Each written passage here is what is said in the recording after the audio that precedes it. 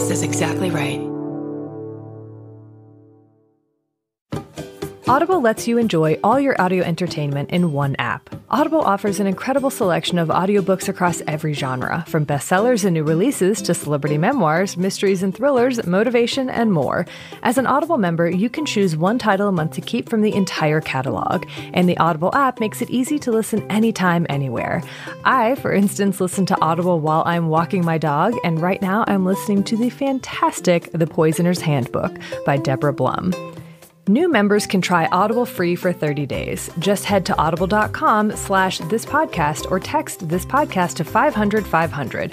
That's audible.com/thispodcast or text this podcast to 500-500 to try Audible free for 30 days. audible.com/thispodcast. Hey, it's Kate Winkler-Dawson. And I'm Paul Holes. Together, we host Buried Bones and cover some incredible historic true crime cases. From the Lindbergh baby kidnapping to our examination of Sam Shepard. Join us every Wednesday for new episodes. Listen to Buried Bones on Amazon Music, Apple Podcasts, or wherever you get your podcasts. Hey, everyone. Just wanted to give you a quick content warning here that the firsthand account for this episode does include the death of a parent. So if you would like to move past that, you can skip ahead to about 11 minutes and 15 seconds in. Hi, my name is Denise, and I'm here today to talk about the story of my mom and what she went through with Listeria. As a little backstory, my mom turned 80 years old in June of 2022. She was very, very vibrant. She still worked. She golfed. She was exceptionally active. Some more backstory, she had a regular routine normal colonoscopy in June that showed no ulcerations at all. This is important a little later. In August, she started having some excruciating headaches after she would eat. And when she saw her doctor, they diagnosed her with a condition called temporal arteritis and started her on high-dose steroids and methotrexate. At the same time, she had a long-standing trip planned August 18th through October 9th to go up to Washington to visit some friends and escape the heat of the Palm Springs desert. I'm a nurse. I've been a nurse for 27 years. I talked to her about the risks of continuing to go on this vacation because of the immunosuppression that the steroids were causing. And I think because of the COVID fatigue for the past several years and not seeing her friends, she wasn't really interested in putting that off. She had people to see, things to do, and golf to play. And away she went. Fast forward up until September 24th, she texted me that she had gained 2 pounds. She'd eaten a great big bowl of ice cream and was having some macaroni and cheese for dinner. On the 28th, she called because she said that she'd started not feeling so good. So then the next day was Thursday, the 29th. She called me in the morning and said that she was feeling worse, and she did go ahead and cancel her lunch date that day. So Friday, September 30th, I received a call at 3:00 in the afternoon from the people she was staying with. She'd been laying on the couch all day, had not eaten any food and only taken sips of water, had a low-grade temp, negative COVID tests, and because I'm down here outside of Palm Springs, I said it was a good idea to take her to urgent care. So they did take her in. The blood work came back and showed that she had some impaired kidney function, borderlining on kidney failure. She also had a really high calcium level and a low potassium level. The doctor there, though, thought that she was stable enough that she could just come back in the morning and get some IV fluids and repeat the labs. The morning of October 1st, they went to the urgent care straight away where she got her fluids.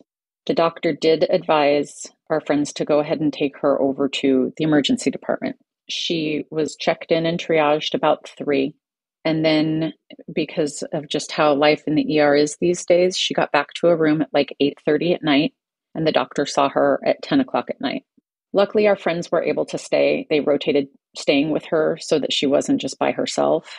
And at 3:30 in the morning, she had a sudden mental status change where she completely went lethargic, started reaching at the air, not communicative, not able to speak. So our friend Frank grabbed the nurse. They took her temperature rectally, and it was 103.4. The staff came and drew blood cultures, and she was started on an IV antibiotic cocktail that they do for sepsis of unknown origin. I got on the plane to go up to Portland at like 9 o'clock in the morning on Sunday. I arrived at the hospital at 11 a.m. She looked like she was going to die when I walked into the room. I worked 11 years in the emergency room, and I thought, oh, this is not good. It's not good at all. She was not responsive to people talking to her. She was not following commands. She was pulling at things.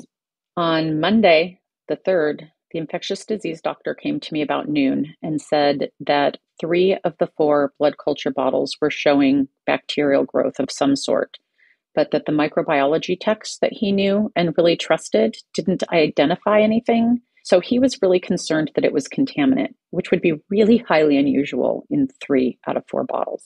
So they ran what they call an extended infectious disease panel.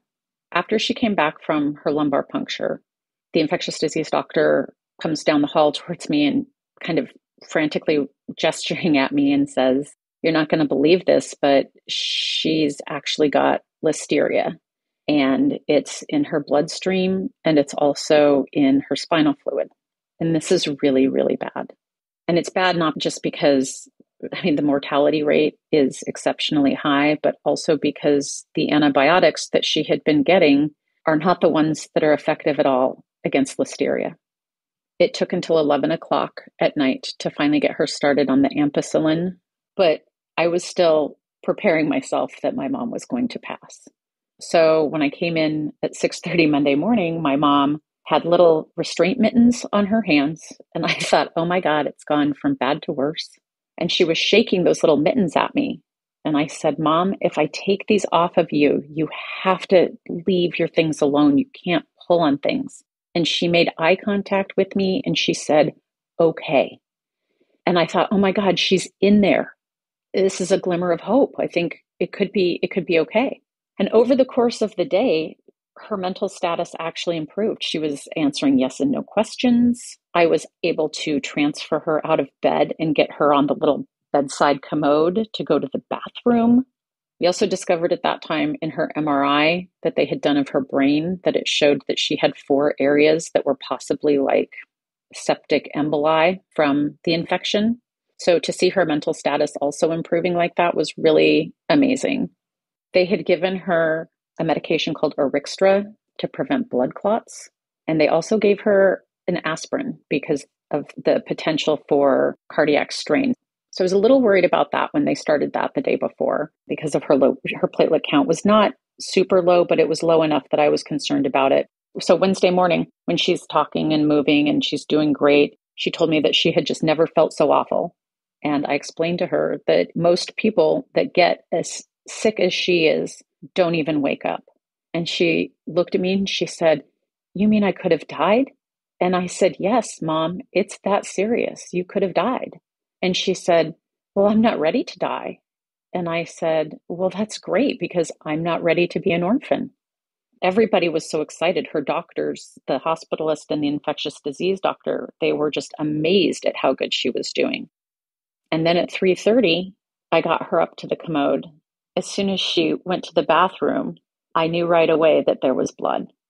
When somebody has a intestinal bleed, and they pass stool, it has a very, very distinctive smell. And I just knew that this was not good. And that was really the very beginning of the end. The doctor came back up and looked at it and he said, "Yeah, we're going to hold off on transferring her off the floor." So they did an upper endoscopy where they looked at her stomach on the 7th, and that was negative, no ulcers. So they did do the colonoscopy, and that showed that her large intestine, all throughout her large intestine and up to into what they could see in her small intestine, was just riddled with ulcers. On the 14th, she really started bleeding quite heavily and went into shock. And before she actually went into like full-blown shock from this, I had to call my daughter and tell her that if this scan that they had just taken her for did not show any bleeding that we could do anything about, that her grandma was most likely going to pass away. That was the hardest phone call I've ever had to make. The results of that scan came back and they finally did see that there was bleeding coming out of an artery in her small intestine. So interventional radiology was called in. and off she went for a procedure and off to ICU. That procedure we thought was good, but then in the morning it turned out that they had maybe stopped the bleeding a little too well, and some of her small intestine was starting to die. So this led down the course of a bowel resection and then reattachment, which she did great, came out of that very well. By the 26th, she had had 12 units of blood, 2 failed interventional radiology procedures, and 3 surgeries. Throughout this time with her in Washington, when the bleeding would stop and it would start, our only goal was to get her home, to get her back to California. And trying to navigate that when you're at a hospital system that's so 1,100 miles from your home is exceptionally difficult. But throughout the whole time, that was our single focus, get her home so that she could pass at her home when it became obvious that she was not really going to pull through this. And thankfully, we were able to do that. On the 2nd of November, I was finally able to get her on an air ambulance home to get her admitted down here at the hospital system that I work in. I was able to have hospice come out, bring the bed and all of the equipment here on the 4th. And my dear, dear friend, Julie, was with her at the hospital in the morning. And she called me and she said, she's ready. She was alert and she knew she was in the hospital and she was ready to come home. She has a beautiful view at her condo here. And she was able to see that. And she passed away on the 9th.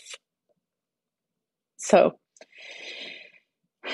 we don't know what the source was. We don't know what she ate or how she contracted this. It was a very long month of stops and starts where we would think the bleeding had maybe stopped and then to have it start again. When I told her that we had gotten the air ambulance, that we were going to be flying home to California, she said, "Oh, Denise, that's wonderful." And when she saw her sunset, she said, "It's so beautiful." And she is missed every day. And thank you for letting me share her story.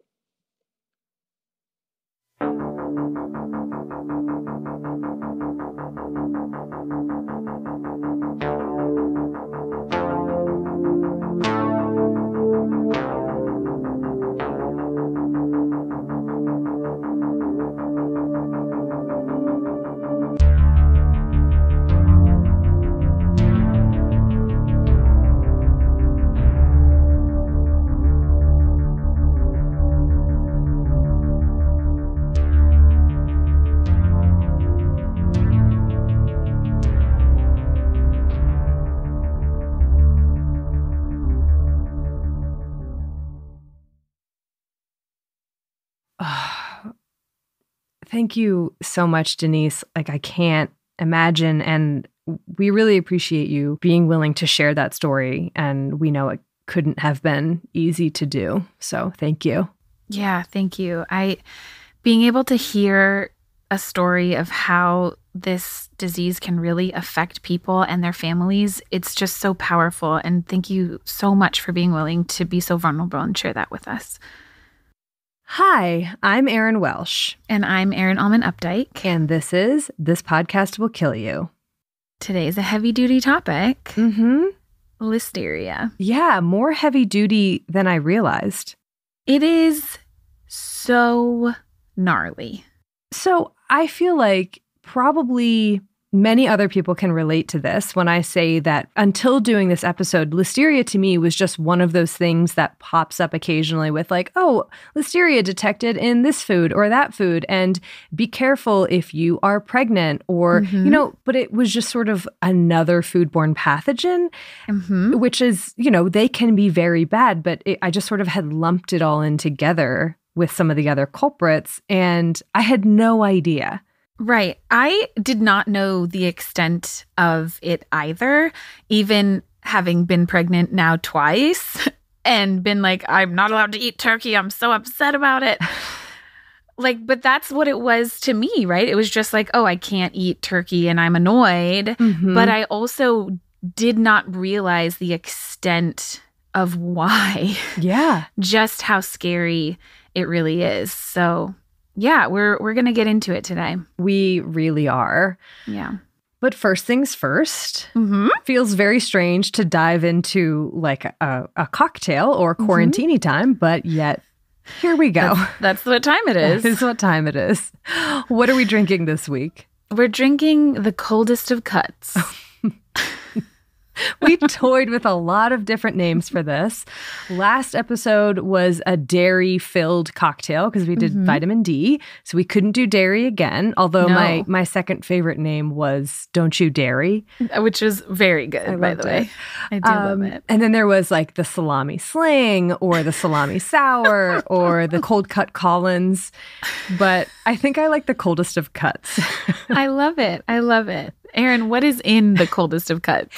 It is a slushy or blended Arnold Palmer with some rum in there, some spiced rum. Serve it alongside a nice turkey sandwich. Yeah. Or don't.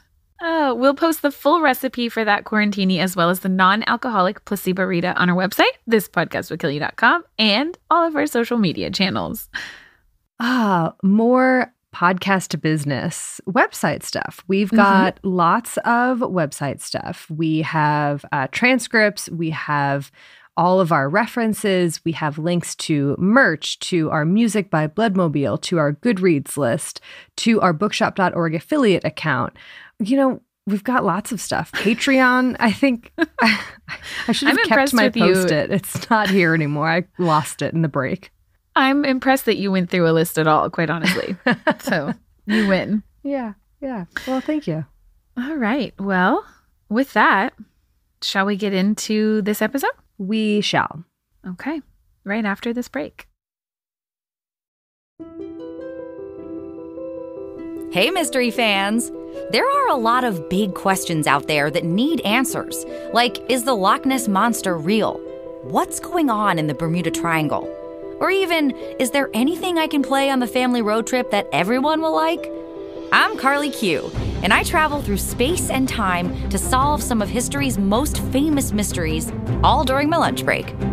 You can join me on my adventures and share your love of mysteries with the kids in your life simply by pushing play on an episode of Who, When, Wow Mystery Edition. Follow Who, When, Wow Mystery Edition wherever you get your podcasts. You can listen early and ad-free on Amazon Music or the Wondery app.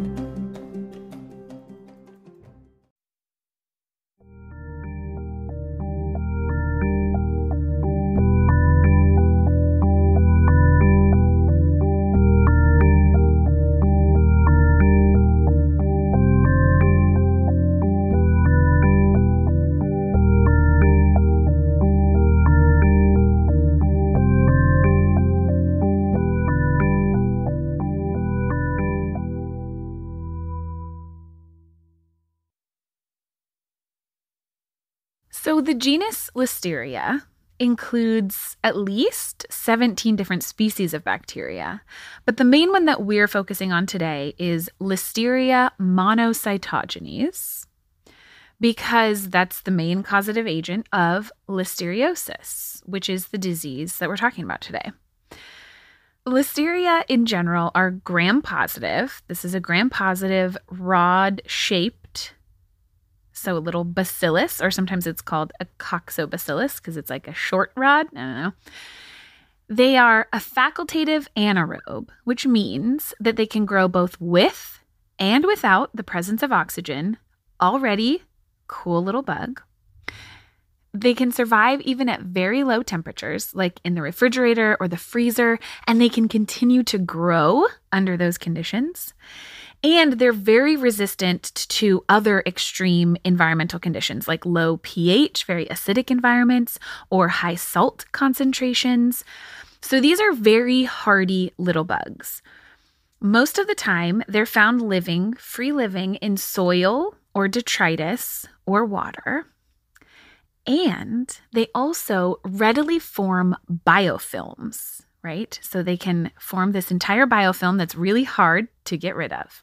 Erin, what other episode were we talking about biofilms in? I honestly have no idea. Okay.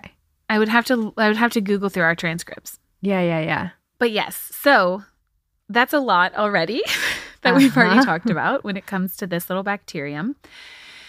And because of all of these reasons, this bacterium poses a really big risk to the food industry because they can survive despite a lot of things that our food industry does to try to decontaminate everything, right? Like refrigeration, like acidic cleaning solutions, like high salt to preserve foods, etc. And then on top of that, you have this biofilm formation, which can form on food production equipment and be really difficult to get rid of. First of all, it's really scary. Second of all, I just did a search through our transcripts and I love it. Legionnaire's disease. Ooh, yes. Okay, that does make sense because they little biofilms in the like AC equipment. Yeah. If any of you listeners got that without having to search our transcripts, You are better than us. you win. Okay, but this bacterium gets even cooler, or rather, it gets even more terrifying. Because while Listeria is a free-living environmental microbe, it also can oscillate between being one of those, something hanging out in the soil, living and replicating just fine, and then switch to being an intracellular bacterium that invades mammalian host cells and survives and replicates inside of our cells. So it's also found as a transient inhabitant of both animal and human guts. And so there's a lot of evidence that we are all probably exposed to Listeria monocytogenes on a relatively regular basis, and it's a really common pathogen in the environment because of this. Again, I had no idea. I know. So the way that we get exposed to this in general is through our food. The way that this becomes a pathogen is it's a food-borne pathogen, which means that we eat this bacterium, we ingest it on our food, and it travels through our guts. But from there, it's actually quite different from most any other food-borne illness that we've talked about. Here's why. In general, and this really did surprise me, the symptoms either go incredibly severe disseminated infection that we're going to talk about in detail, or mild, if any, symptoms, and we might never know that you had this as an illness. So let me explain. When you ingest Listeria on your food, let's say on your turkey or your cheese or your lettuce even, Anything, really, which is just adds to the scary column. If you have a fully competent immune system, fully competent gut lining, no major risk factors, you may or may not get exposed to enough bacteria, a high enough bacterial load to cause an infection that's limited to your gastrointestinal tract, a gastroenteritis. So that might mean that you have some diarrhea or some nausea, vomiting. If that's the case, then those symptoms would generally start within about 24 hours of exposure and last for about 1 to 3 days, which is a really common time frame and set of symptoms for a food-borne gastroenteritis. But we have essentially no clue how often this happens, or what's the likelihood that if you're exposed to contaminated food that you get this kind of infection in the absence of any other risk factors for invasive infection, which we'll get to. Because we just don't have data on it. Most of the people that are getting foodborne illness of any kind, we're never detecting what that pathogen actually is, and they recover with no issues. What we worry about with Listeria, the disease we know of as listeriosis, is an invasive infection. And when that happens, the symptoms are different entirely, which I think is one of the most interesting parts of the Listeria story, because it doesn't mean that it starts with this foodborne infection. Think of it as two different diseases entirely. Does that make sense? Yeah. So you don't have the 1 to 3 day GI symptoms? Not necessarily. Okay. Tell me why. Why? I don't know. But from what I can gather, there are 3 major disorders that we worry about that are all classified under this umbrella of listeriosis. 3 manifestations. 1 are maternal fetal infections, and this encompasses a lot of different possibilities that we'll get into. 2, bacteremia or septicemia, so infection of this bacteria in the bloodstream. And 3, neurolisteriosis, or a meningitis picture, infection of our central nervous system. We've talked about other foodborne illnesses before, some of which can pose a risk of invasive infection, like E. coli 0157, for example. Mm-hmm. But with those, what we tend to see is a GI infection. You have these diarrhea, nausea, vomiting, fever. You're feeling crappy with a GI infection. Your guts are a mess. And then this leads to an invasive infection. But that is often not the case when it comes to listeriosis. So while we can see this gastroenteritis, nausea, vomiting, diarrhea, maybe fever, you're feeling crappy, but the cases that we worry about are actually separate entirely, and the incubation period for these is not 24 hours. It's 1 to 4 weeks or more. Whoa. Yeah. So it's separated in time entirely. And so that's why I say, was there a preceding diarrhea? Maybe. I see. Would we even remember it? Maybe not. But most of the data that I see doesn't even mention whether or not there was a preceding gastroenteritis picture. That makes things so difficult, I imagine, for intervention, because with something like E. coli, it's clearly a GI bug that's then moving into disseminated infection and more severe infection. And this is suddenly here's this disseminated infection, but there's nothing that tips you off as to what it could be beyond the usual suspects. And Listeria is not necessarily a usual suspect. Nailed it, Erin. 1 to 4 weeks. So is there a threshold response where it's the bacteria, replicate in high enough numbers that suddenly there's systemic? Because it seems very sudden. Yeah, let's talk about it. Okay. I'm getting very questions. Excited, not excited, but intense about this, and I can dial it back. No, I love it. I love the intensity. It is, I was feeling honestly the exact same way. And I couldn't even wrap my brain around how interesting that part of the Listeria story is. Yeah. So let's first talk about the 3 major manifestations of listeriosis: perinatal infections, bacteremia, and the CNS, the nervous system infections. We'll talk about what those look like, how they present, how somebody would show that they have this infection, and what the results tend to be, which are, spoilers, not good. Mm-hmm. And then we'll talk about the pathophysiology that kind of unites them about this bacteria. So when it comes to perinatal or neonatal infections, overall, on average, they account for an estimated 10% plus or minus of all listeriosis cases. And again, when I say listeriosis, I just mean these 3 invasive infections. Think of the foodborne illness as totally separate. Oh, okay. Mm-hmm, mm-hmm.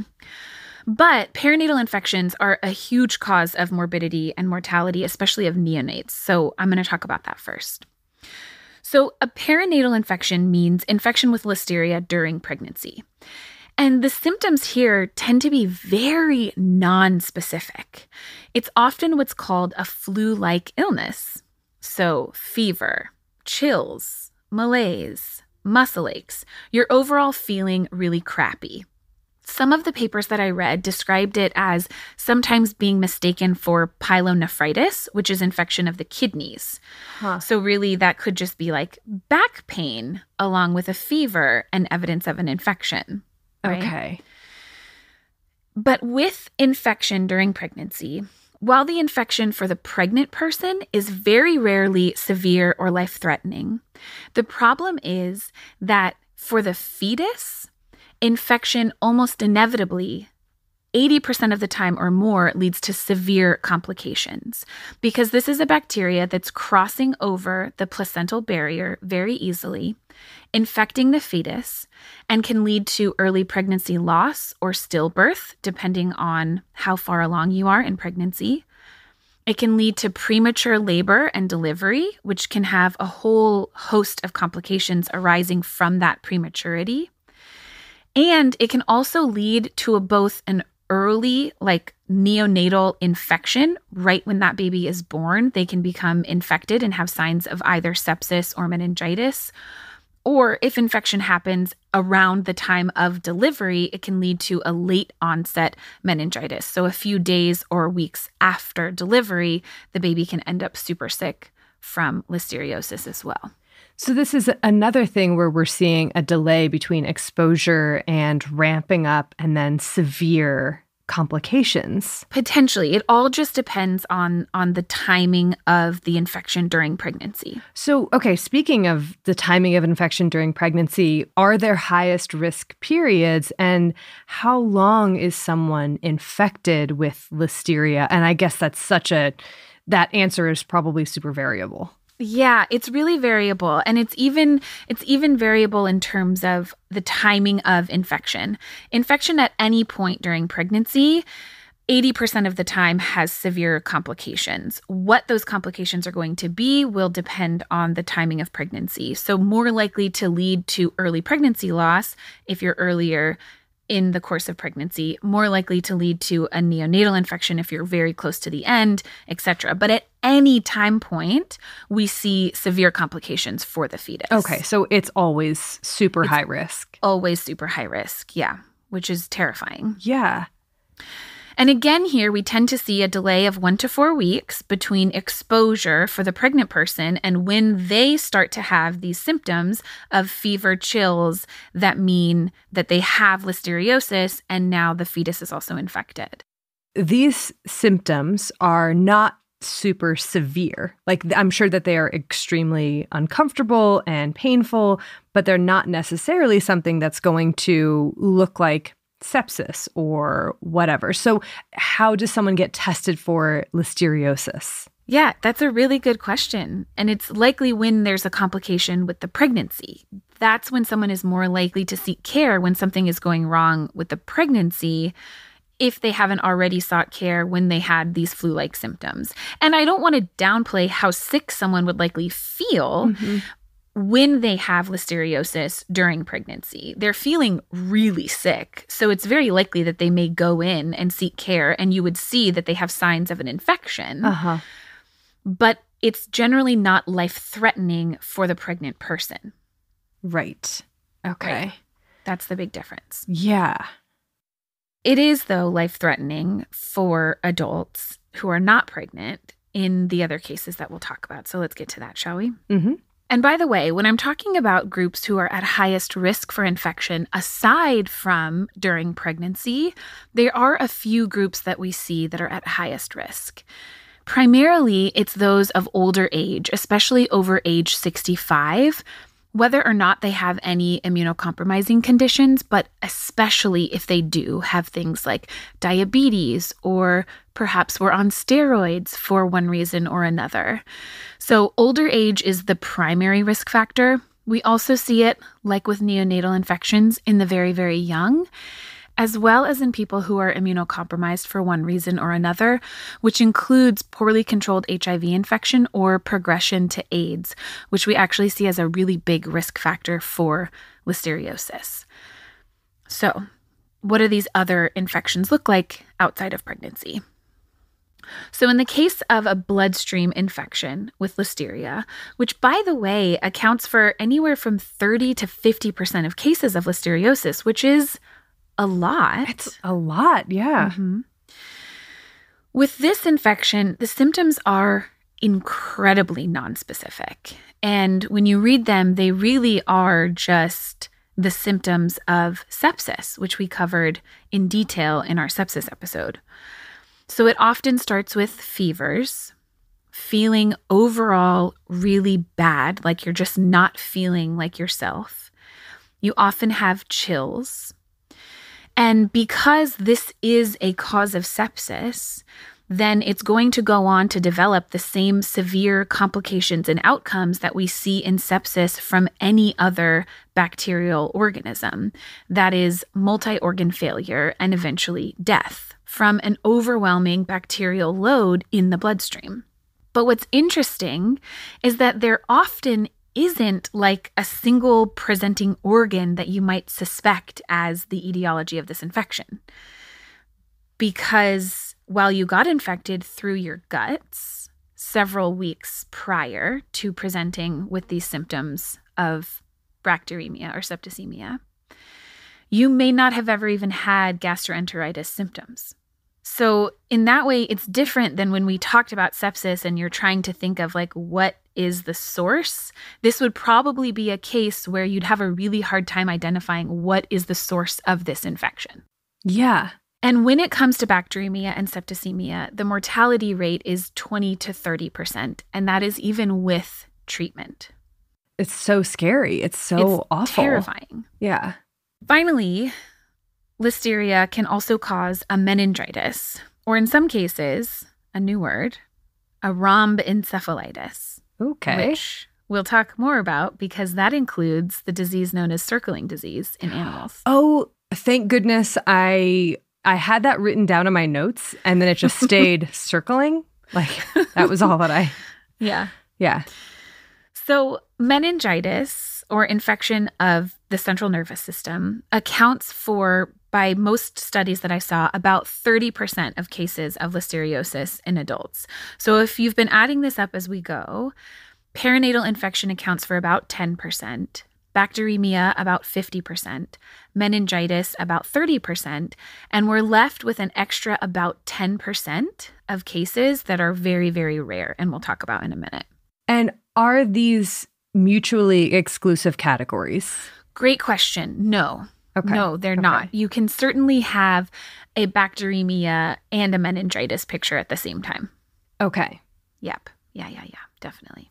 So in adults who end up with a meningitis or a meningoencephalitis from Listeria, again, the symptoms are like another meningitis from a viral cause or a bacterial cause.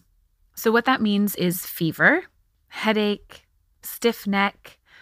If it's infecting the brain itself, you might have things like confusion or even disruption in consciousness. Usually the onset is a little bit less abrupt than some other more common causes of bacterial meningitis, like pneumococcal or meningococcal meningitis. And it's often harder to detect Listeria in, for example, a spinal tap because this is an intracellular bacterium. So you have to wait until cell culture results because it's not going to show up on a gram stain necessarily. Okay. But one thing that's also interesting and seems to happen with Listeria, and I don't know the frequency because some papers were like, this isn't specific to Listeria, and some were like, yes, it is.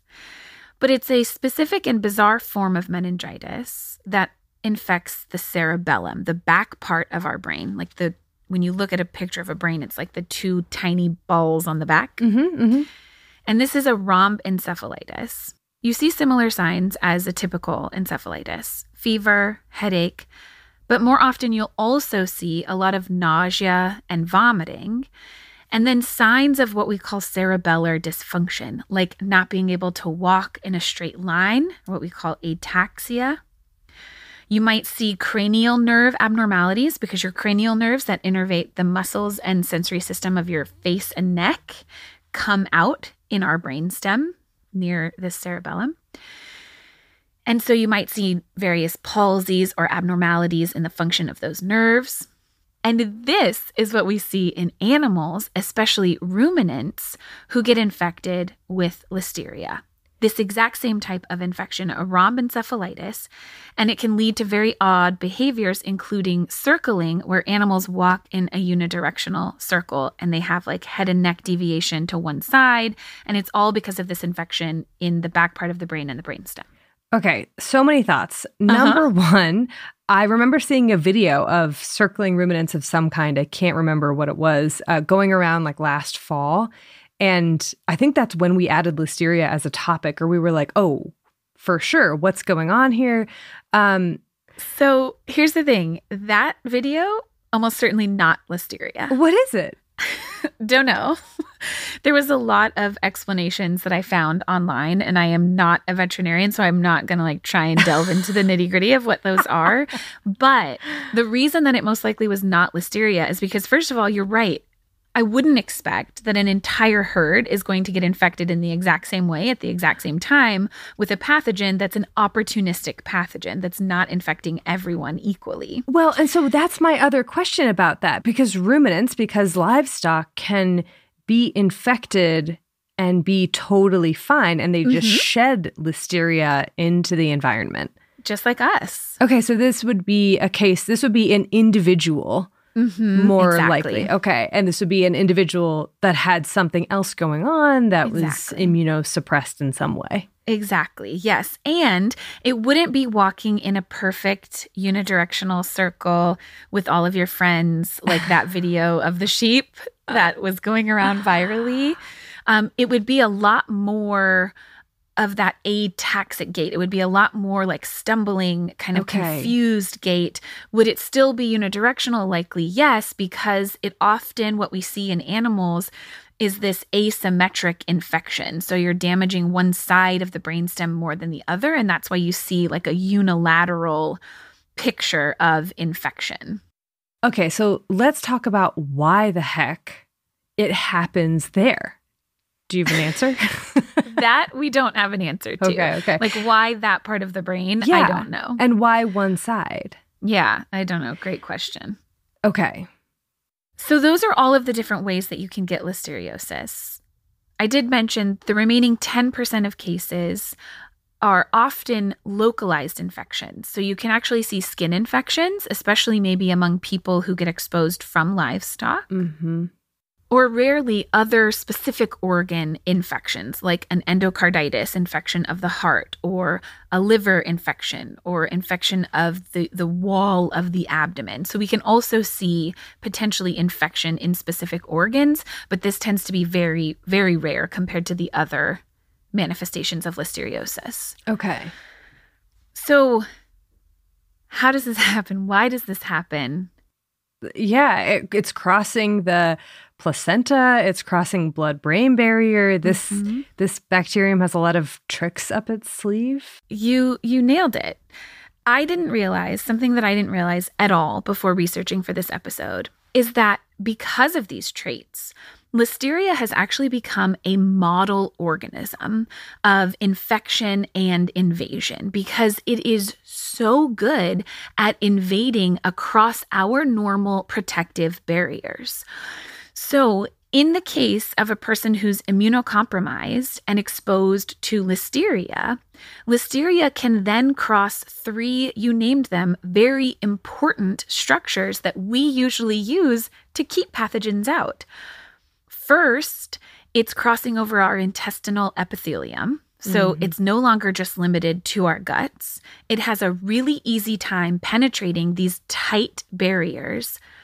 It makes its way into our lymph system and our bloodstream, where it can then travel to our liver and our spleen, and in theory, any organ, but primarily the liver and spleen, and continue to grow and progress to infection. It can then also, like you said, Erin, cross our blood-brain barrier. So it can cross through these other really tight cell-to-cell junctions made to keep bacteria out. And then it very easily crosses the placental barrier and is able to infect a developing fetus. So how is it able to do this? How is it so easily able to cross these barriers? The truth is that it's largely because this bacterium has adapted to not just survive, but also divide, continue replicating, and thrive within the cytosol of our cells.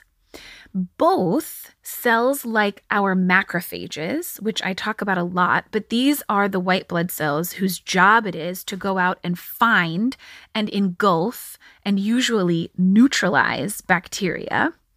So Listeria can survive that normal neutralization process that macrophages do by actually hijacking those macrophages' machinery and breaking out of the vacuoles that we've trapped it in and replicate inside of those macrophages. But Listeria can go one step further. They can then actually escape cell to cell. It is so wild. It's amazing. So they're able to spread directly from one of our cells to another of our cells without having to leave the cell that they've been replicating in. Most of the time, when I've talked about intracellular pathogens like viruses and other intracellular bacteria, I say they replicate and then they burst out of our cells and they travel through the bloodstream to infect another cell. Listeria don't have to do that part. They can intentionally travel from cell to cell to cell without having to burst out and enter our bloodstreams or our lymphatics. And they can do this not just in our macrophages. Our macrophages and other white blood cells intentionally engulf bacteria. So bacteria have an easy time getting inside of macrophages. There's a lot of bacteria we've talked about on this podcast that can survive inside a macrophage. They've evolved to escape that one protective response. But Listeria take it one step further. They have a whole host of other receptors that allow for them to intentionally enter our other cells, like our intestinal epithelium, like other cells in our spleen and our liver and throughout our body, and survive and replicate within those cells as well. It's incredible. It's incredible. So this bacterium is slowly invading our entire body. Yeah. Hopping cell to cell or sneaking cell to anthropomorphize. And most of the time it's doing this silently, more or less, right? Well, that's a really good question, Erin. That question has a lot to it. Because the question is, what percentage of the time, if I'm exposed to Listeria in my turkey sandwich, is it getting through my guts and replicating in my cells without me ever getting sick from it? Does that happen? ? Or does it not?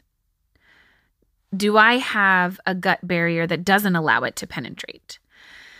And in the case that it does penetrate, does it just take those 1 to 4 weeks for the bacteria to replicate to a point at which our body recognizes it and now is causing a response that is illness? Right?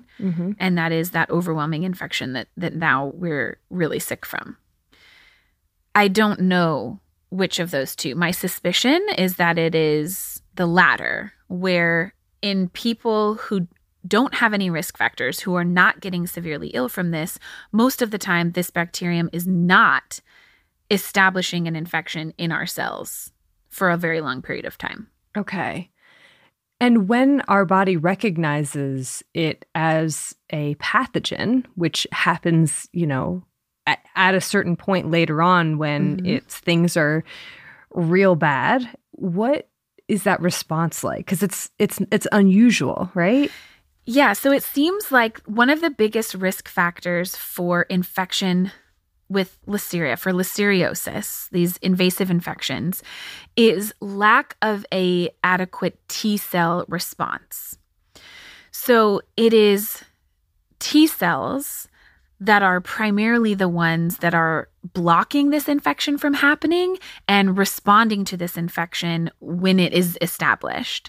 And so for cases when you lack that response for one reason or another, that is when you actually see listeriosis manifest itself. And that is largely because of the way that it's an intracellular-only pathogen. Our T cells are much more involved in that part of our immune response, like killing infected cells, versus antibody responding to bacteria that are free-floating in our bloodstream. Okay. So you don't see a lot of the more antibody-mediated response with Listeria. Which is fascinating. It's interesting because it's still a bacterial infection. Yeah. Yeah. And that means presumably that, is there sustained immunity to Listeria? Probably not. I don't think we have any data on that whatsoever, though. Yeah. Because mortality is really high and because it's a very rare infection still. Thank goodness.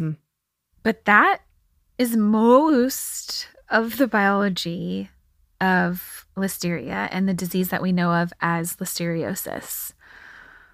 It's a bad one. It's a really bad one. It is treatable with antibiotics, and in general, antibiotic resistance has yet to be a huge concern in terms of like the normal antibiotics that we would use to treat it.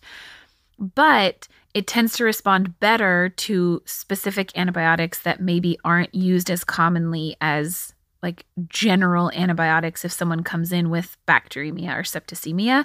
So a lot of times we do see delays in appropriate treatment because it's a hard disease to diagnose. And which I would guess contributes to mortality rate? Absolutely contributes to mortality rate. Yes, definitely. So, any other questions, Erin? I mean, I have a lot, but like... I'm sure I'll come up with something again at some point. Yeah. Well, can you tell me like where this bacterium came from and how long it's been making us sick and everything that we know about it and how we got here? Oh yeah, everything. Everything. All of it. All of it, right after this break.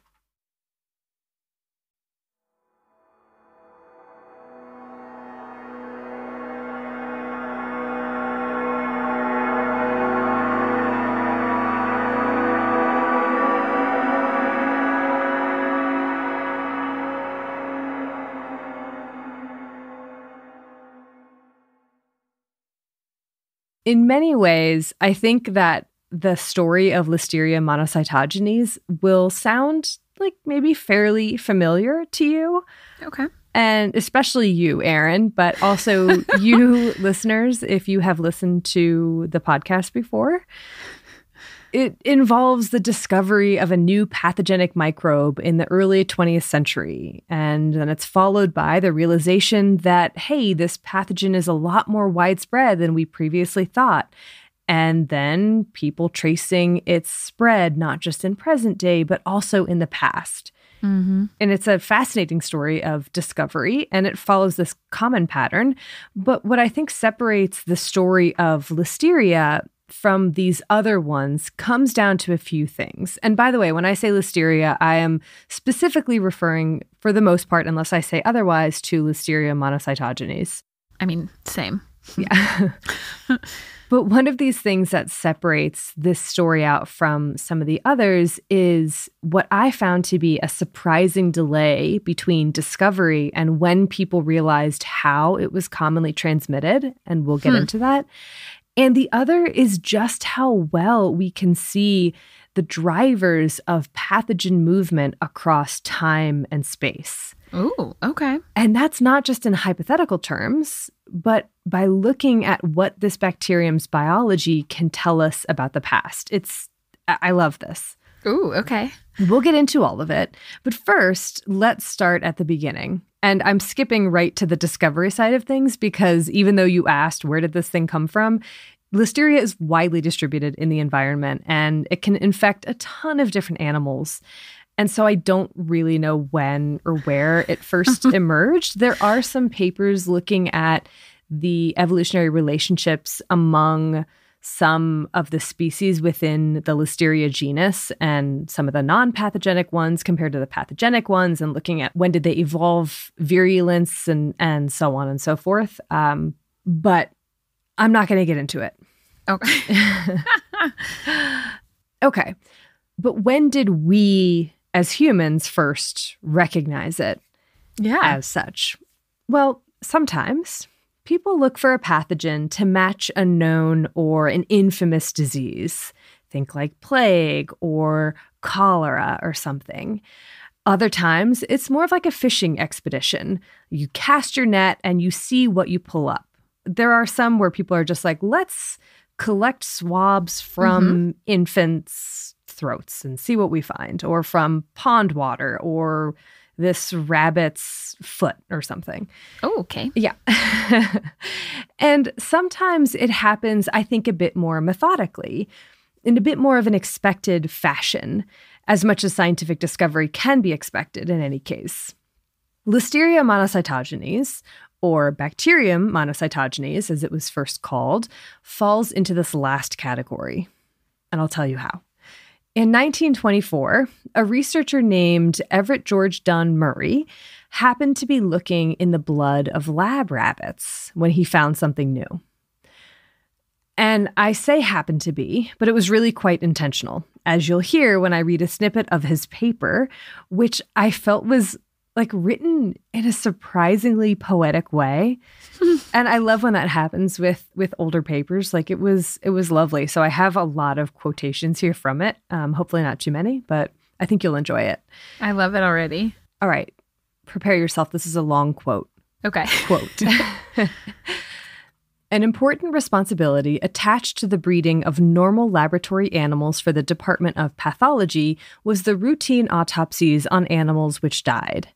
This practice was rewarded by the control it exercised over the quality of the stock and by the interesting diseases it discovered. Foremost amongst these is the disease described in this paper. In May 1924, 6 cases of rather sudden death in rabbits were observed to present strikingly similar lesions, though no direct cause of the evidently acute toxic or infectious condition could be discovered in any of them. The interesting characters presented by the disease and the increasing mortality amongst our young rabbits caused us to watch carefully for any signs of illness and to investigate all cases which occurred. Although there seemed to be every reason to suppose that the disease was of a septicemic nature, all cultures from the heart's blood remained sterile. During July 1924, small gram-positive bacilli were found in films of the acidic fluid in a guinea pig and in smears from the omentum of a rabbit. Side note, I don't know what an omentum is, so I didn't look it up. I forgot to. Do you want me to tell you? Yeah, tell me. So it's like this kind of like fatty layer that lays over our guts. It's like attached to the top of your guts, and then it kind of lays over all of your intestines, and it's a little cushioning there for you. Yeah, it's nice. It's really nice. Omentum. Mm-hmm. Cool. All right, back to the quote, because I have just a few more lines. But little heed was taken of these, and the heart blood cultures remained sterile. In August 1924, a pure culture of a small gram-positive bacillus was obtained from the heart's blood of an obviously acute case in a pregnant rabbit. These bacilli closely resembled those seen in the 2 animals during July, and with their isolation in pure culture, our experimental work began. End quote. So basically, what happened here was that they found this disease. They found some sort of condition in these rabbits. They kept culturing, and then eventually they found this gram-positive bacilli. And after that point, once they were able to culture this, they conducted a bunch of observational and experimental work, which included a combination of clinical observations of the young rabbits in the lab, autopsies, tissue preparations, experimental infection, culturing the organism, things that are not just the usual, but like the usual and then some. This was a packed paper full of information. It was really quite impressive. And what they found was that the infection seemed to hit the young rabbits particularly badly, causing some to die very suddenly and others to die over the course of weeks. The researchers remarked on how striking the disease was, like how distinguishable it was. Once you saw it in an animal, there was very little else that they felt it could be, which I thought was really interesting because, like we've talked about in the biology section, like you talked about, it's very difficult. You can't look at someone and go, oh, that's Listeria for sure. Right. But they evidently could do that, at least in the way it manifested in rabbits. And it was this characteristic nature of the disease that was part of the reason why Murray, the lead author on the paper, thought that this must be a new pathogen not yet described. Quote, both the natural and experimental disease have interesting and characteristic features, and their consideration has forced us to the conclusion that the causative organism either has not been described previously or has been inadequately described and so cannot be traced in the literature. In either case, we feel justified in naming it. Its salient character is the production of a large mononuclear leukocytosis. This is by far the most important and most striking character we have discovered, and we name the microorganism we shall describe in this paper bacterium monocytogenes. I love that. I love it. We feel, we feel justified in naming it. I love it. I mean, maybe they were justified in naming it, but they certainly weren't the first people to culture it, especially given its widespread prevalence in nature. I wonder if the really high peripheral monocytes that they were seeing were part of what they said. Once you see this, you know it can't be anything else, because that is true in rabbits, but it is not true in humans. Interesting. Yeah. Yeah. That's interesting in and of itself. But yeah, why do different species respond differently to this? But yeah, so not only there's pretty strong evidence for like other researchers having identified or at least isolated this bacterium before, but either they're being punished for the crime of not writing their paper in English, or they didn't describe it well enough, or it was classified as something else. But then also retrospective analysis of old tissue sections seemed to indicate that there were human infections at least before World War I. Okay. I mean, all of this is just to say that like this bacterium has been around. There was no sudden rise necessarily or any sort of reason why Murray was in the right time and place for it. It was just a really well-written paper. But unlike we've seen with other infectious diseases in the past, it didn't necessarily lead to this widespread recognition where everyone's like, oh my gosh, I see it. It's everywhere. Suddenly, here's bacterium monocytogenes. It kind of laid low for a while. It was mentioned in textbooks. It got a genus name change along the way from bacterium or whatever it was called to Listeria. And also, side note, Listeria, of course, is to honor Joseph Lister, who features in our sepsis episode. So go check that episode out if you want to learn more about his story, if you haven't already. Anyway, in the 25 years or so since Murray first cultured this bacterium, it didn't really make itself known as a pathogen of public health importance. It took a while, which I find interesting. Mostly it was found in small rodents or in domestic animals like sheep, causing occasional outbreaks in those organisms. There were a handful of human cases reported in Denmark in 1929, and at the time it was thought to be related to infectious mononucleosis. But in general, it was thought to be extremely rare in humans, like so rare that it didn't merit a mention in bacteriology textbooks relevant to human health at the time. Wow. But it did merit a note from a researcher named Burns in 1935, who warned that Listeria monocytogenes could be a cause of granulomatous septicemia in infants and fatal meningitis in adults. But this warning by Burns was either forgotten about or never heard in the first place until 1951, when H.P.R. Seeliger at the University of Bonn, who wrote the textbook on Listeria, like literally, and I think there's a species named after this researcher as well. When Seeliger isolated the bacteria from lesions in newborns who had infections that resembled some that had just been written about from Germany, had just been published about. And so researchers there in Germany, a couple of years before, had isolated the same bacteria from various tissues of 83 newborns and stillborn infants who had been diagnosed with quote-unquote granulomatous infantiseptica, which was thought to be a never-before-described infection. Oh, okay. But these researchers thought that the bacteria they had found was a kind of Corynebacterium, and it was only realized that it was Listeria monocytogenes after Seeliger recognized it as such a couple of years later. So like I said, this was certainly not the first time that Listeria had infected humans, and some researchers have looked back at case reports from the late 1800s and early 1900s, and hypothesized that listeriosis may have previously been diagnosed or described as quote-unquote pseudotuberculosis or quote-unquote neonatal septicemia. And I saw a reference to a paper that I couldn't access where the author speculates that Queen Anne, who lived from 1665 to 1714, had repeated pregnancy losses, stillbirths, neonatal deaths, and postnatal meningitis, 17 pregnancies overall with no living offspring. Oh, my. And some people have speculated that it was due to listeria. I don't know. That's a lot. That's a lot of listeria. It's a lot of listeria. So even though we know that listeria probably infected people throughout history, there's no way to make precise estimates of past prevalence for something like listeriosis.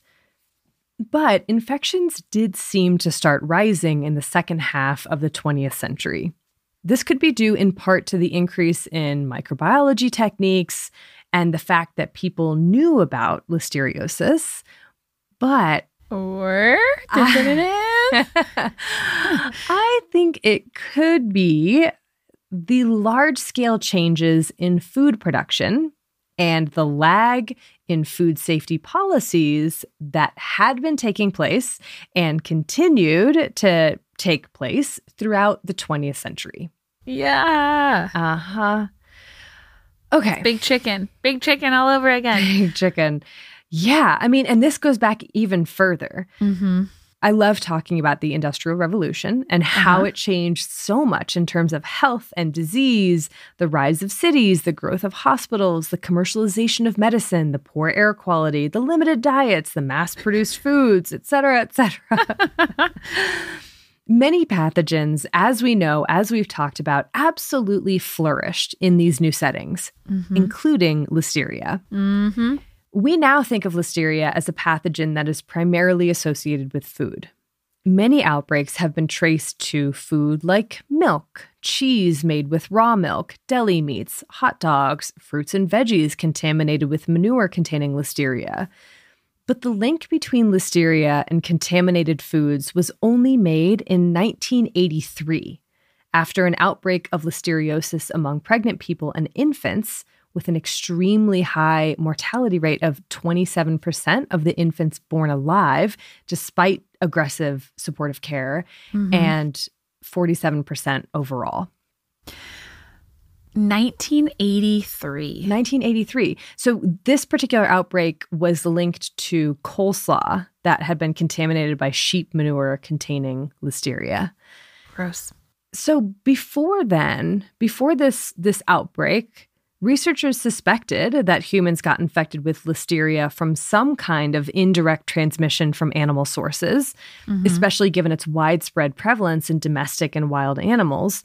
But this was the first time that it was actually demonstrated. Epidemiologists went to the farms or went to the food production facilities where this coleslaw had been processed, and they were like, oh, it's in the poop. Everything. Yeah. Yeah.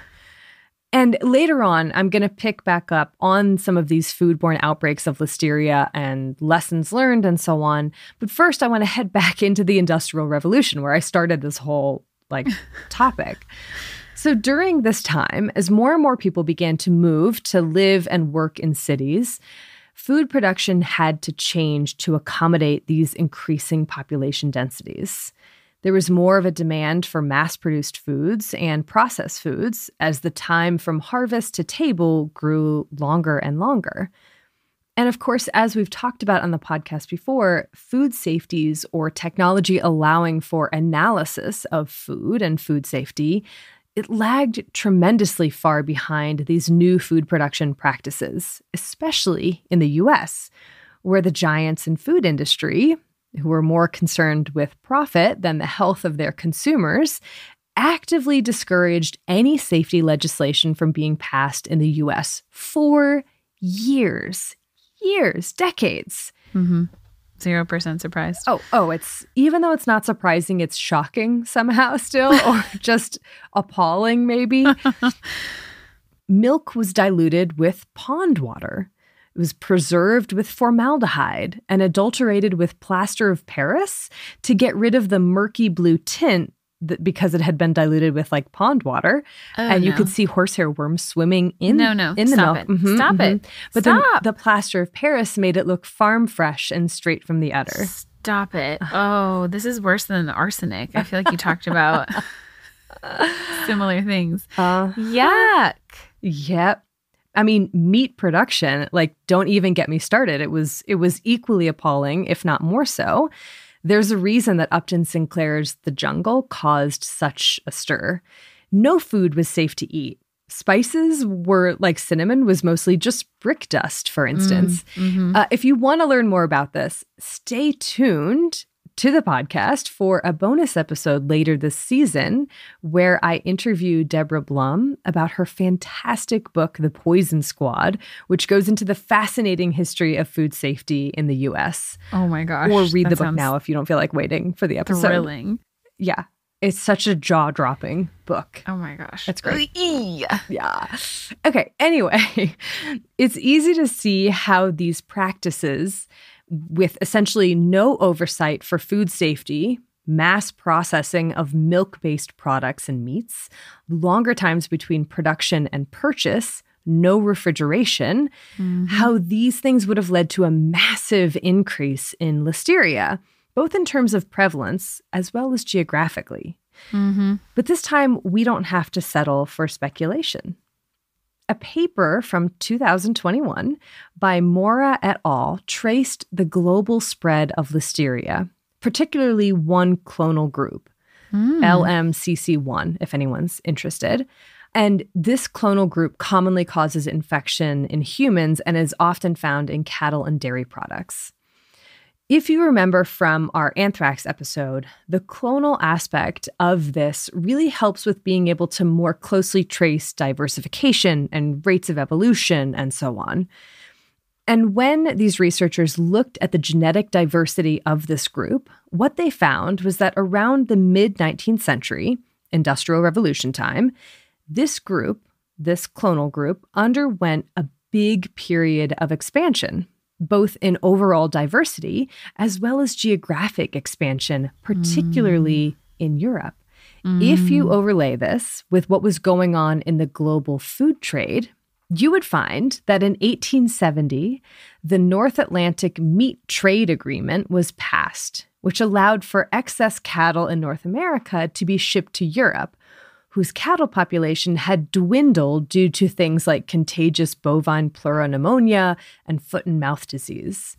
It's all about diseases. Like it's everything. It's just always about diseases, Erin. It is. We're not biased or anything. But this trade agreement isn't just a matter of a few head of cattle. According to this paper, it led to a 1,000-fold increase in the amount of cattle moved from North America to Europe. Wow. And right around this time, the researchers estimate, is when this particular clonal group of Listeria arrived in Europe, after which it spread across the continent, helped along by railroad expansion, which was currently going on both in Europe and North America, and it continued to diversify along the way. A drought in Oceania from 1895 to 1903 led to cattle and their Listeria being transported there. Ooh. And then subsequent decades saw the continued global spread of this pathogen from North America to Asia to Oceania, from Europe to Africa, basically all over the world. And the pattern in genetic diversity of Listeria supports this, increasing during this time of widespread cattle movement. And then, this is the part I find so interesting, slowing down during the Great Depression when countries such as the US and many other countries stopped exporting cattle and other foods for a while. So they were like, we need to feed our people in this country or whatever. Oh my gosh, that's really, really cool that they had enough data to be able to see that. Right? And then it keeps going.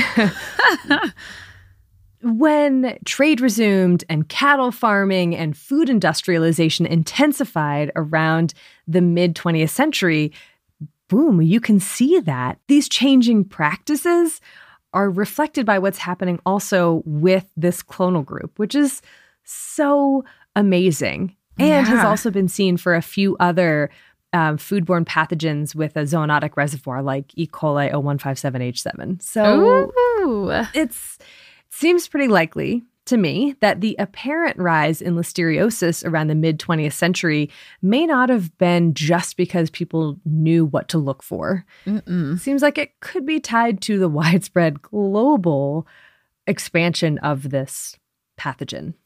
Yeah. And changes in food production that just like favor this pathogen's growth. Just favor contamination, like promotes actively promotes contamination. But I mean, it certainly did help once people knew what they were looking for. It wasn't until the 1980s that another change was made that we can see in these clonal groups, which is the stabilization of the clonal population. And that happened around the mid-1980s, which is after people realized that it was tied to food production and certain food practices. And so they started to institute these safety measures. Oh my gosh, how interesting. It is so cool.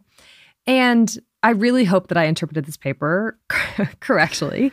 And granted, this study did look at just one clonal group, and there are others that are known to cause disease in humans. But I think it's just so cool because usually on the podcast, I feel like I'm talking about the spread of this or that pathogen in purely hypothetical terms. Right. Like, it's likely that this period of history led to the proliferation of this pathogen because more people were going to hospitals.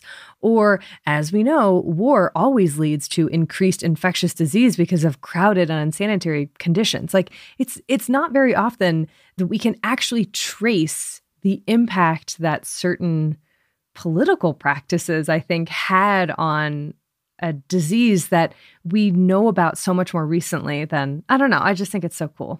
Yeah, and to be able to track like pathogen diversity like that, that's very cool. Yeah, it's beautiful. But not only is it interesting or beautiful, it also helps us with control or prevention today. Since Listeria is not transmitted human to human and mostly comes from contaminated food sources, even if we don't necessarily always or even often know the source of the contamination, and because of the biology of this pathogen, its clonal nature, the fact that at the local level certain genotypes dominate, we can use all this information to trace persistent sources of infection. Like whether it be from a particular herd, maybe there's a really high prevalence in a certain herd on a farm, or within a certain farm, or within a certain processing facility.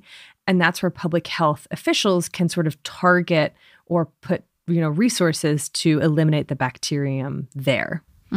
And on that front, we've made a lot of progress since the 1980s, in large part thanks to the outbreaks of listeriosis that highlighted just how deadly it could be, sparking these public health and food safety responses.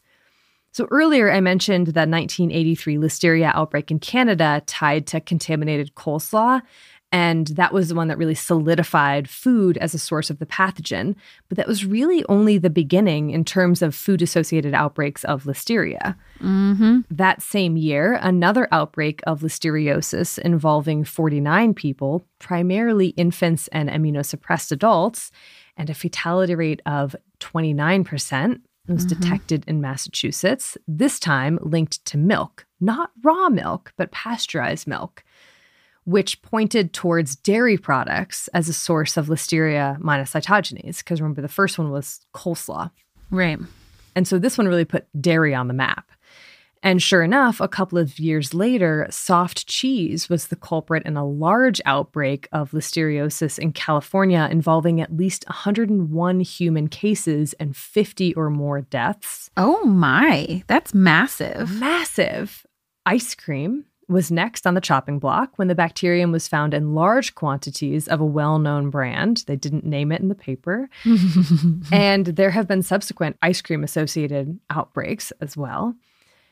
And one consequence of these outbreaks was that screening for Listeria, especially in cheeses and other dairy products, ramped up significantly all over the world, with the finding that Listeria was so much more prevalent in certain types of cheeses, as well as in raw meat and meat products, than anyone had guessed before.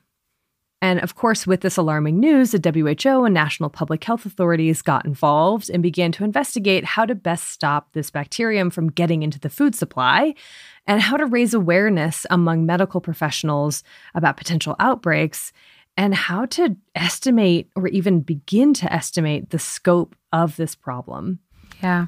Research into the ecology of this pathogen revealed how widespread it was, not just in livestock settings, but also in the wild, found in soil or infecting wild animals. Like I read one paper that found Listeria monocytogenes in nearly half of the black bears that they sampled in parts of the eastern U.S. Bears? Oh my gosh. I know. And also how different conditions in farms, things like herd size or livestock composition, like whether you have this many sheep or this many cattle or whatever, grazing or housing practices, how all of these things could change the amplification or dispersal of the pathogen or select for certain strains that differ in their abilities to infect humans or livestock. Mm-hmm. Basically, there's been a lot of information that we have uncovered and are continuing to uncover. And while outbreaks did continue to happen and continue to happen today, these improved safety measures, along with this greater understanding of the ecology of this bacterium, led to a pretty substantial decrease in reported listeriosis cases in the 1990s, from 11 per million population in 1988 to 4 cases per million in 1998. So it's like, that's a pretty substantial decline. Mm-hmm. In 1999, a U.S.-wide outbreak involving 101 cases and 21 deaths linked to hot dogs stopped Listeria from dropping further down on the food-borne priority list, as it kind of had been doing since, like, hey, the measures we're implementing are working. And this outbreak, in conjunction with other sporadic outbreaks, as well as individual cases, has kept people searching for ways to stop this pathogen from invading the food supply chain. And I have to admit that when reading about all of these outbreaks and the subsequent response, like, it's great that there seems to be a response, but it's also frustrating, or I wish it could be different, that it has to be a response. It has to be reactive. And people have to experience these horrible things in order for change to be made, in order for people to go, hey, maybe we should re-examine how often we're testing this particular machine for Listeria, or what constitutes an acceptable level of Listeria, or so on. Like, I wish that we could be proactive. A whole nother set of discussion, isn't it? Well, that being said, I think it is important to recognize that we have come a long way, not just in food safety practices, but also in our understanding of Listeria monocytogenes.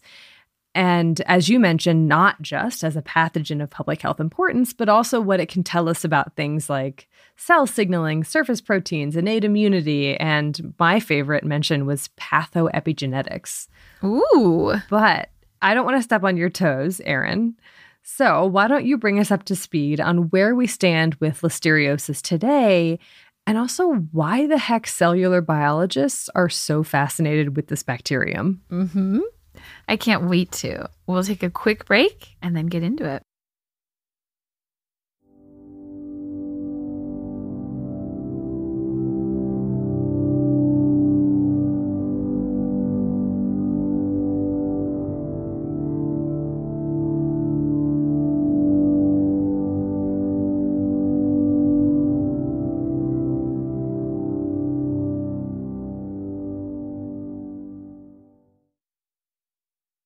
In the U.S. annually, the CDC estimates that there are 1,600 cases of listeriosis. So again, that means invasive infection, not just diarrhea, 1,600 cases, and 260 deaths annually.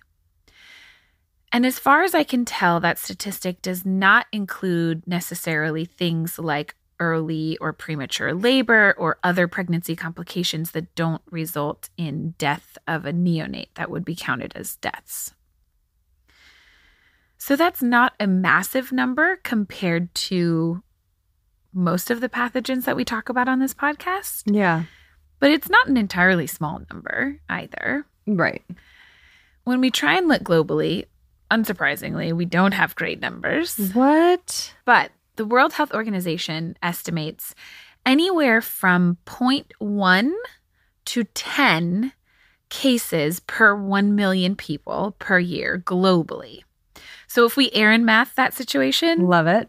trademark Aaron math, that is anywhere from 800 to 80,000 cases globally every year, which is a huge range, but altogether numbers that are significantly smaller than numbers that you mentioned, Aaron.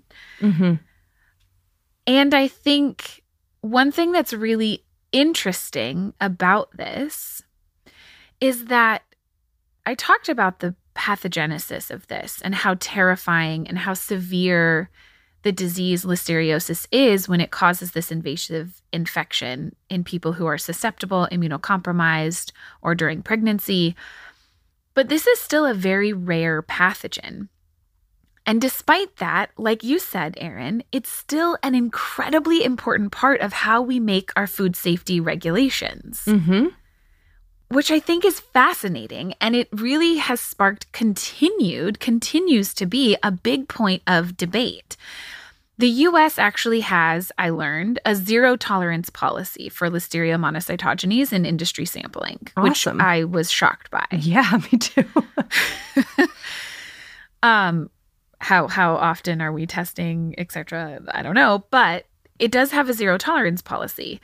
Most other countries don't necessarily have a zero-tolerance policy because that's really difficult to achieve. Mm-hmm.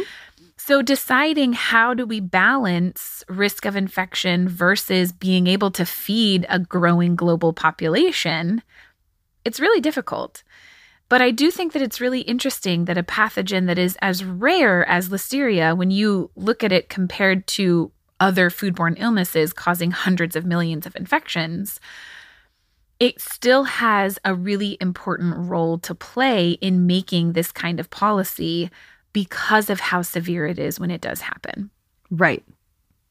And because, like you mentioned, Aaron, we do still see a lot of outbreaks, foodborne outbreaks associated with specific types of foods, which means that this is a pathogen that could potentially cause quite a lot more morbidity and mortality if a large outbreak were to occur. In terms of the types of foods that are highest risk, I think you mentioned a lot of them already.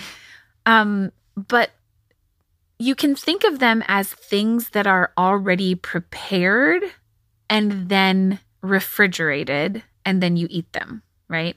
Because despite how hardy of a bacteria Listeria monocytogenes is, it can't survive the cooking process.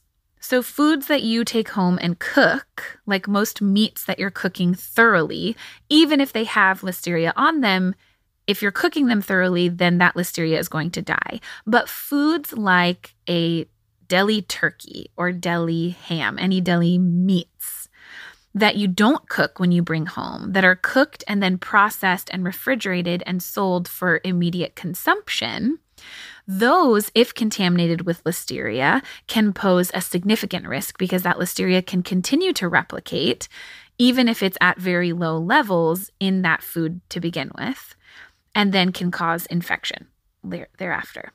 The same thing is true for milks that are raw or unpasteurized, or cheeses that are not cured, so like soft cheeses that are made from milks that are unpasteurized. Those are some of the highest risk things that we've seen. But we see outbreaks in other things too, like one that's ongoing currently as we record in enoki mushrooms in the US. Yep. Often consumed raw. those mushrooms. In 2022, in the US, we saw outbreaks in deli meats and cheeses, like generically, just meats and cheeses of deli counters across the country. We also saw outbreaks in some soft cheeses like bries and camemberts, and in ice cream, like you mentioned. Mm-hmm. There's been outbreaks in various bagged salads, things that, again, are prepared and ready to eat.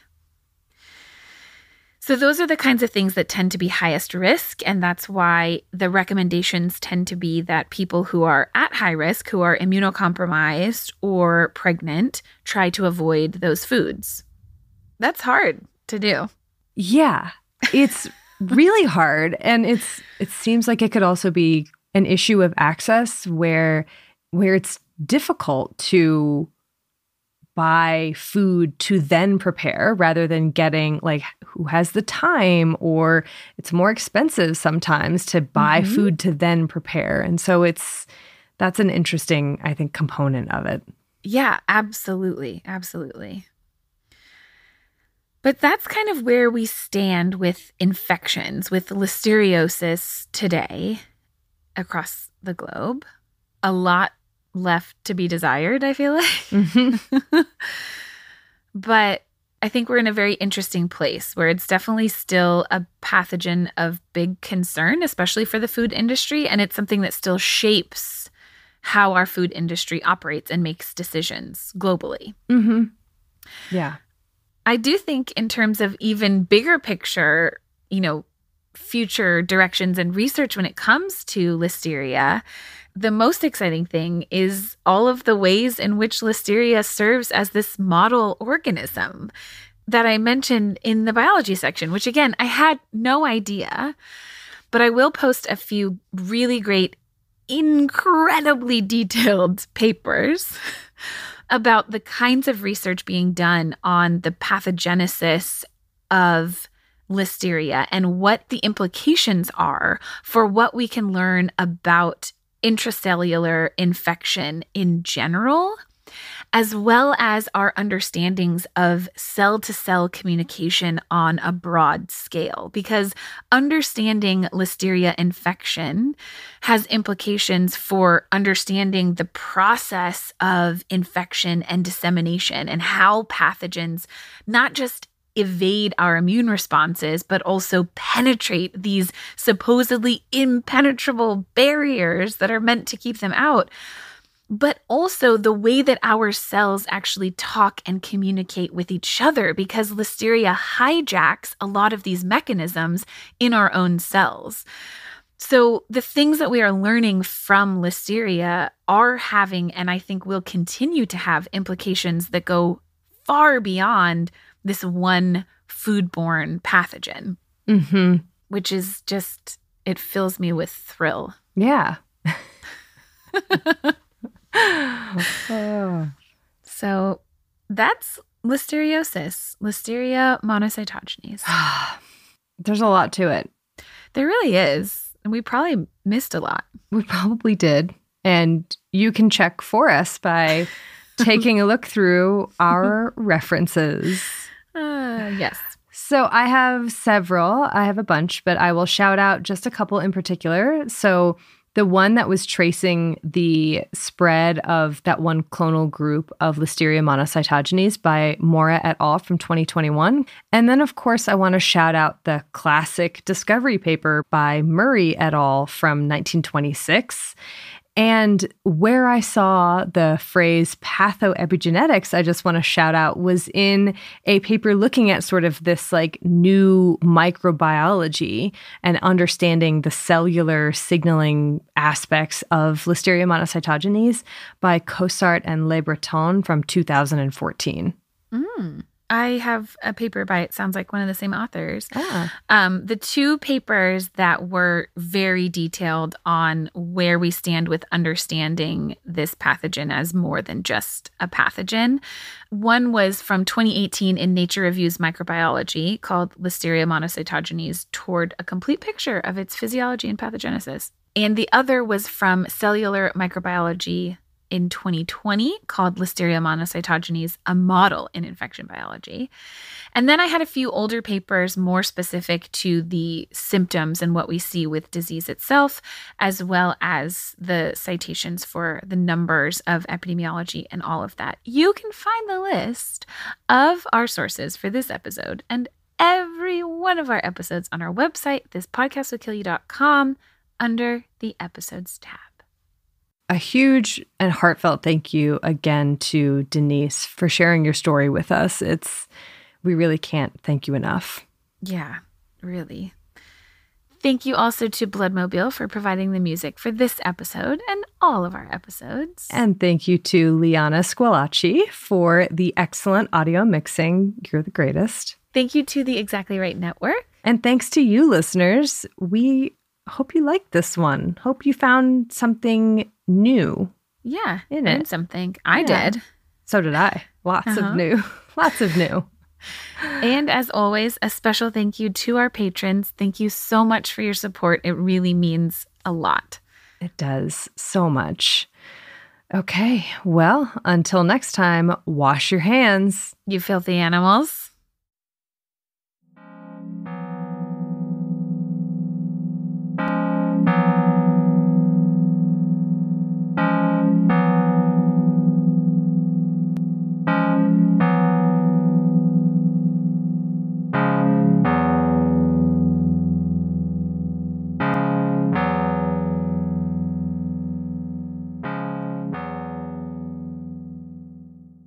Listen, follow, leave us a review on Amazon Music, Apple Podcasts, or wherever you get your podcasts. Hey, Prime members, did you know you can listen to This Podcast Will Kill You early and ad-free on Amazon Music? Download the Amazon Music app today. You can support This Podcast Will Kill You by filling out a survey at Wondery.com/survey.